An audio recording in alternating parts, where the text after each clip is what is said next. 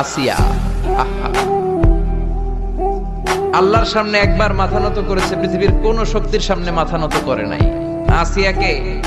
আসিয়া এবং ফেরাউনের finance minister, অর্থমন্ত্রীর বিবি লুকিয়ে কালিমা পড়েছে, সাইয়েদনা মুসা আলাইহিস সালামের উপর ঈমান এনেছে। ফেরাউন শুনে দুইজনকে ডেকে নিয়ে আসলো।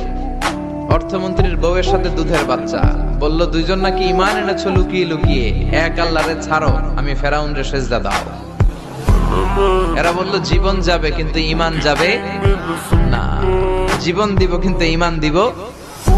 প্রথমে ধরলো অর্থমন্ত্রীর বউকে, তাড়াতাড়ি আমার পায়ে সেজদায় লুটিয়ে পড়ো। সে বলে না, জীবন যাবে ঈমান যাবে না। বলল তাই নাকি, দেখি তোমার ঈমানের কত পাওয়ার। জল্লাদরে বলল কড়াইয়ের ভেতরে আগুন গরম করো, তৈল গরম করো, দুধের বাচ্চাটারে টেনে নিয়ে তেলের মধ্যে ছেড়ে দাও। কল্পনা করতে পারেন? দুধের বাচ্চাকে মায়ের বুক থেকে ছিনিয়ে নিয়ে